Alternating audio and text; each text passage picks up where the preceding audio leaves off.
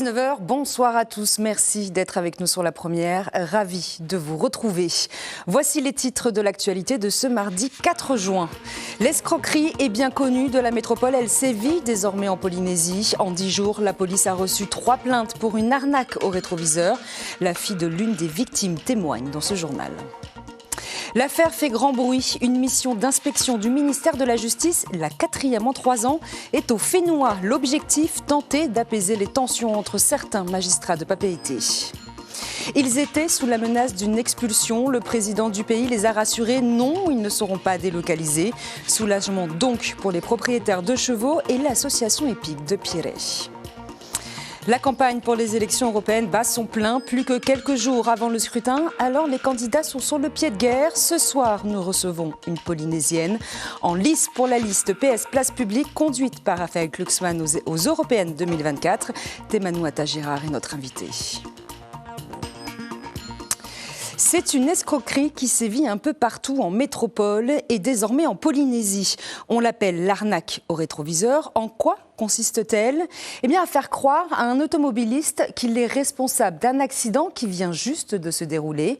Les escrocs, souvent des jeunes, ciblent des personnes âgées ou vulnérables et leur extorquent du liquide en guise de réparation du pseudo-préjudice. Les autorités et la fille d'une victime ici au Fénois alertent sur cette arnaque. Charlotte Mestre et Hubert Liao. C'est ici que la mère de Monia a été victime d'une jeune arnaqueuse il y a 2 semaines. Elle venait de faire ses courses dans une grande surface de Pierret. Une jeune fille apparemment l'a abordée en disant « Madame, vous m'avez roulé sur les pieds, vous devez m'emmener aux urgences et tout ». Ma mère, prise sur le coup, se dit « Mais enfin, qu'est-ce qui se passe ?» Ok. Et puis elle fait « je ne suis pas couvert par l'assurance, il va falloir que tu débousses tant pour payer ». Ma mère qui dit « Je n'ai pas tant d'argent et tout ». Donc en même temps qu'elle le baratine, elle a dû aussi fouiller son sac. Arrivée à l'hôpital, la jeune fille lui dit finalement non, puisque vous ne pouvez pas payer ma prise en charge, tu me déposes en ville. Elle dépose la jeune fille, elle rentre et elle constate qu'on lui a volé 65 000, sa carte CPS et sa carte d'identité. Grâce aux images de vidéosurveillance du parking et à la plainte déposée, la jeune aurait été identifiée. Elle n'en serait pas à son coup d'essai. Et le procédé, lui, prend de l'essor. D'après un témoignage sur les réseaux sociaux, une jeune fille aurait aussi tenté d'extorquer de l'argent avec l'aide d'une complice se faisant passer pour son assureur. En 10 jours, la police nationale a reçu 3 plaintes pour des affaires de ce type. Si des personnes ont été victimes de ce type de comportement, vous pouvez vous rendre soit dans des brigades de gendarmerie, soit au commissariat de police pour déposer plainte. Ça nous permettra de récupérer, de recueillir toutes les informations pour pouvoir ensuite poursuivre les personnes qui sont mises en cause dans ce type d'affaires. La police a aussi renforcé ses patrouilles pour dissuader d'éventuels arnaqueurs et faire passer les messages à la population. On ne donne pas de l'argent à un inconnu sous quelque prétexte et on ne le fait pas monter dans sa voiture. Des conseils déjà appliqués par certains seniors. Je suis assez vigilant sur ça. Je veux dire, quand les gens m'abordent, je regarde bien qui m'aborde. Voilà. Je suis très prudent. Avant de me garer, je regarde quand même tout autour de moi et je me garde correctement déjà au départ et je fais attention que je tape pas sur quelqu'un aussi. Les victimes sont pour la plupart des personnes âgées de plus de 70 ans, seules dans leur voiture. Un appel à la vigilance est donc lancé. 3 inspections n'ont pas suffi à apaiser les tensions au sein du parquet de Papeete. En fonction depuis bientôt 1 an, la procureure de la République, Solène Bellawar, en ferait les frais. Elle en a d'ailleurs informé la chancellerie à Paris. Une 4e mission d'inspection a donc été envoyée par le ministère de la Justice ici au Fénois. Elle est arrivée cet après-midi pour tenter de régler le problème entre les magistrats. Mérini Gamblin et Hedi Yanko. Rassemblement des magistrats dans le hall du palais de justice de Papeete cet après-midi pour accueillir les inspecteurs du ministère de la Justice. En tête de cortège, Solène Bellawar, procureure de la République nommée en août dernier. La petite juridiction de Tahiti préoccupe les plus hautes instances de la justice à Paris.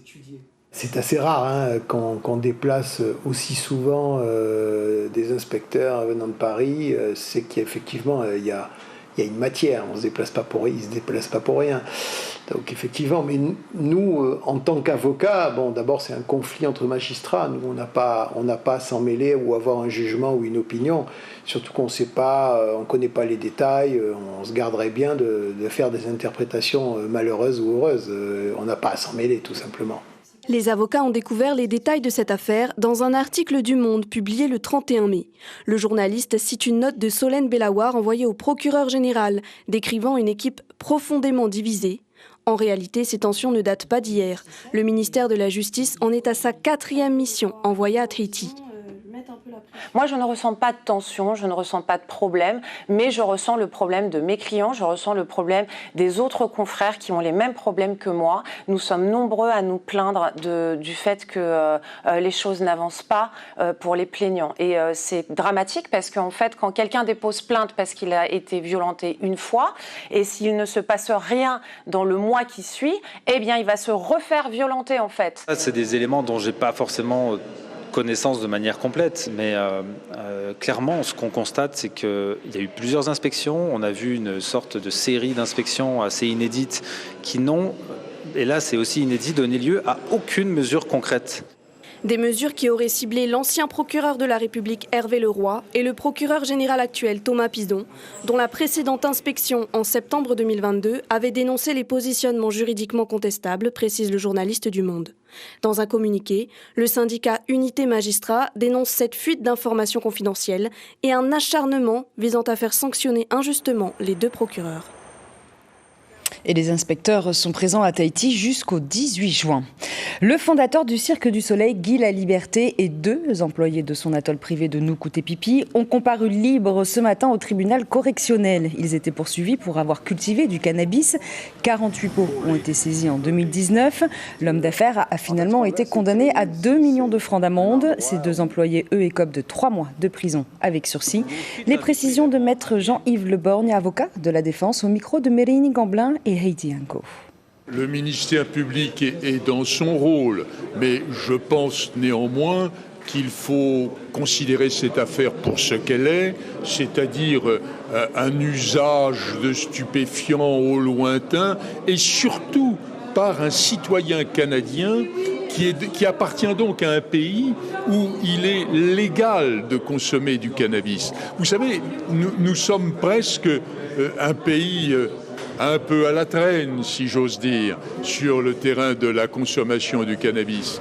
L'Allemagne, je le disais tout à l'heure au tribunal, l'Allemagne, qui est un pays très proche du nôtre, a rendu légale la consommation de cannabis. On a dépénalisé l'usage au 1er avril 2024, hier.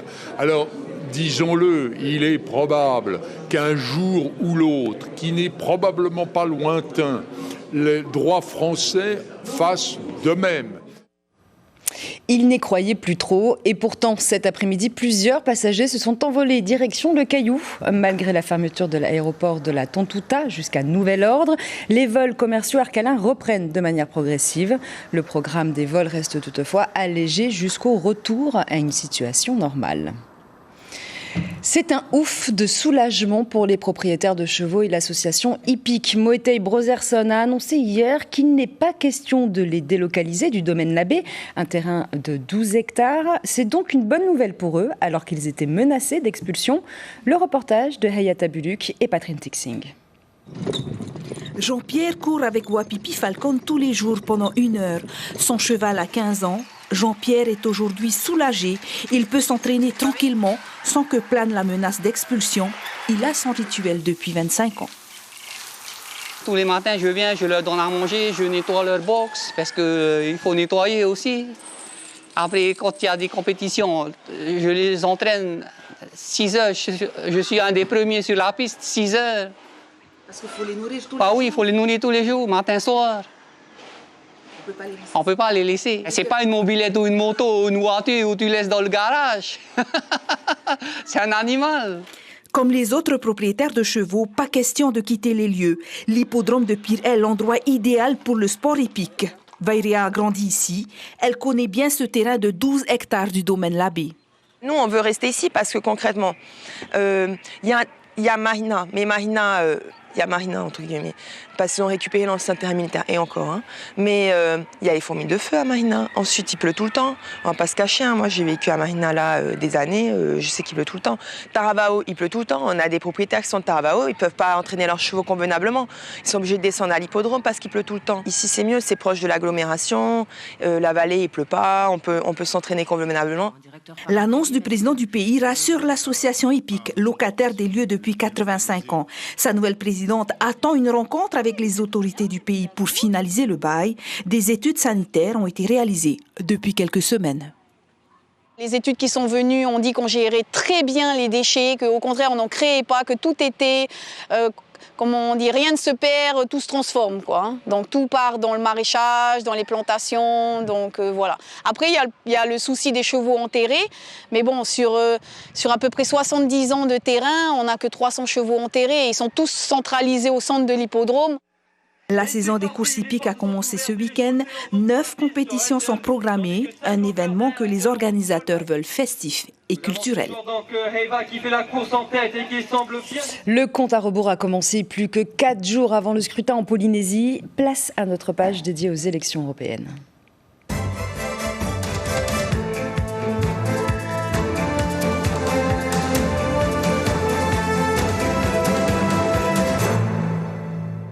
Les élections européennes auront donc lieu le 8 juin en Polynésie, le 9 en métropole. Dernière ligne droite donc pour les candidats.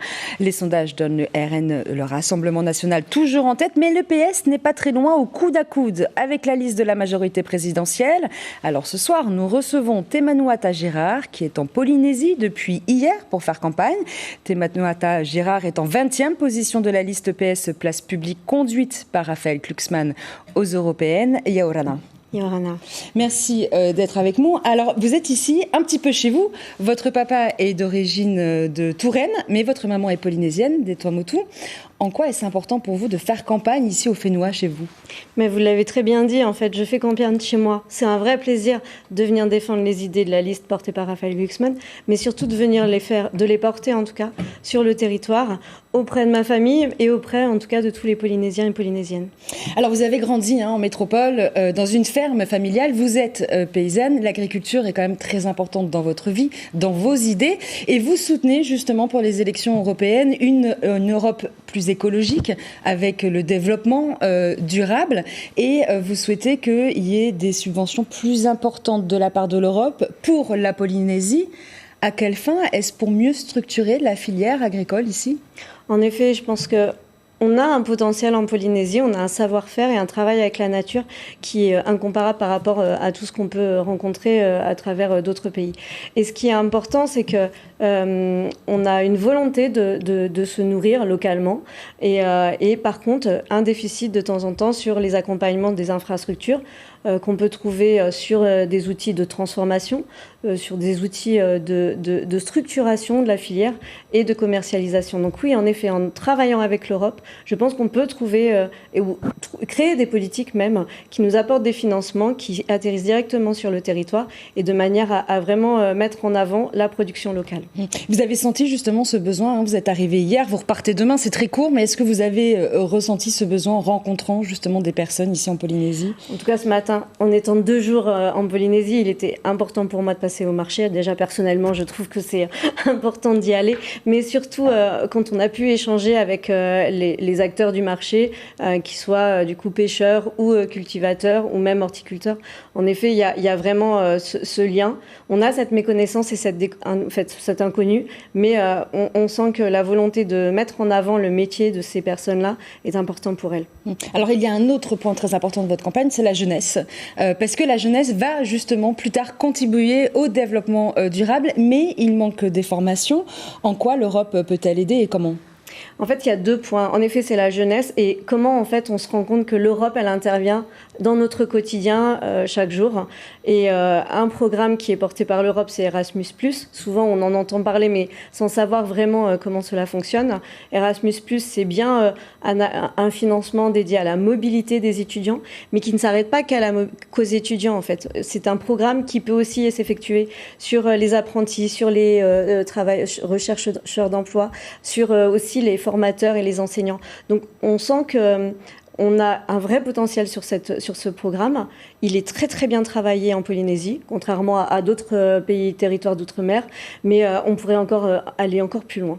Est-ce qu'il y a aussi cette idée justement de mieux accompagner les jeunes pour aller se former à la fois à Papeete? On sait qu'il y a des jeunes qui sont dans les îles, qui doivent se déplacer à Papeete, mais également en métropole.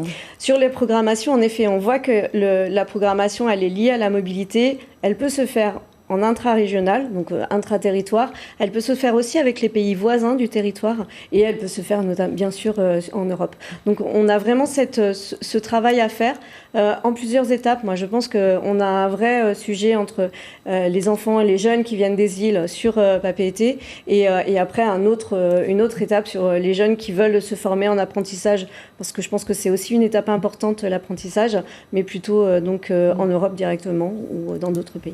Merci beaucoup d'avoir été avec nous ce soir. Merci. Et je rappelle que vous êtes donc 20e sur la liste PS Place Publique de Raphaël Glucksmann pour les élections européennes 2024. Et avant de refermer cette parenthèse politique, ce rappel, 38 listes se présentent aux élections européennes. Certaines sont représentées au Fénois.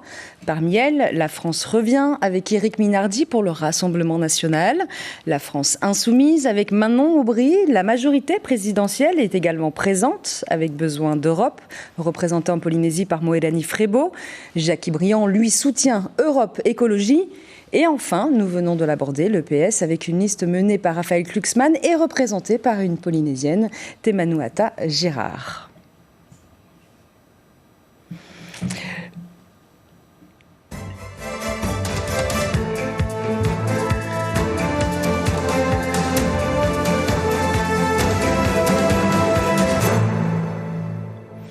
L'opération militaire a commencé le 27 mai dernier et se termine cette semaine. Appelée Marara, elle engage 14 nations dont le but est de travailler ensemble. Ce matin, place à un exercice de coordination en mer entre 3 bâtiments de guerre au large de Taravao, 2 français et 1 des îles Cook. Des équipages qui se connaissent bien mais qui ont toujours besoin de s'entraîner ensemble. Nicolas Suir et Mirko Van Fo les ont suivis. Une fois qu'on a le transfert de personnel effectué et qu'on a récupéré les embarcations, on continue, on rallie notre zone de patrouille et on rencontre au JRCC qu'on est à poste. Le JRCC vient de donner l'alerte. Un cyclone a ravagé un pays. Il y a des naufragés à retrouver. 3 navires militaires accourent pour porter secours. L'Arago et le Bougainville côté français et le Tekukupa 2 côté île Cook. Le JRCC pense que le bâtiment en détresse va se trouver et il est réparti en secteurs d'égale surface entre les 3 bâtiments. Donc c'est-à-dire qu'on a une boîte chacun de 4 nautiques par 10 nautiques. Les bâtiments restent à 3,5 km les uns des autres pour optimiser les recherches. Une fois retrouvés, les naufragés sont secourus grâce à des embarcations rapides. Les tâches sont bien réparties entre chacun pour une meilleure efficacité. En se connaissant de mieux en mieux, on se fait de plus en plus confiance, on connaît les forces et faiblesses de chacun et chacun peut ainsi progresser et on gagne beaucoup de temps dans la mise en place surtout des dispositifs. Comme on se connaît de mieux en mieux, ça va de plus en plus vite. 2 fois par an, un navire militaire français sillonne les eaux des îles Cook. Une relation de confiance est née des échanges de connaissances et d'entraînement entre les 2 nations. Nous sommes voisins à la Polynésie française. Si un désastre arrivait et que nous demandions l'assistance, nous sommes certains que l'armée française sera la première à venir nous secourir, comme tout bon voisin. Il est habituel que des officiers français montent à bord de navires alliés en vue d'une meilleure exécution des manœuvres. Tous les jours, on n'est pas en train de naviguer avec eux, mais au moins on a ce petit feeling. Ces petites connaissances, on connaît par exemple le capitaine Henry là, qui est du Tekukupa, voilà, on a tendance à le recroiser régulièrement. Là, on travaille avec lui un peu plus intimement, donc ça nous permet de se projeter. Par exemple, si un jour ça pète vraiment et qu'il se passe quelque chose, on saura répondre présent. Marara, un exercice pour travailler ensemble, s'entraider et développer une réelle relation de confiance avec les équipages de pays alliés. C'est la fin de cette édition. L'information principale de ce mardi 4 juin, on l'appelle l'arnaque au rétroviseur, une escroquerie bien huilée qui sévit un peu partout en métropole et désormais en Polynésie. Le principe est simple, des jeunes extorquent du liquide à des personnes âgées au prétexte de faux accidents. 3 plaintes ont été déposées au Fénois en 10 jours. Les autorités appellent à la prudence. Au programme de votre soirée, suite de la campagne officielle européenne, suivie de la série Trêve et du documentaire Un jour, un destin. Prochain point de l'information, demain matin sur vos antennes Radio Polynésie, la première dès 5h30 avec Carlos Natoua et Ibrahim Ahmedazi. Je vous souhaite à tous une excellente soirée et je vous dis à demain.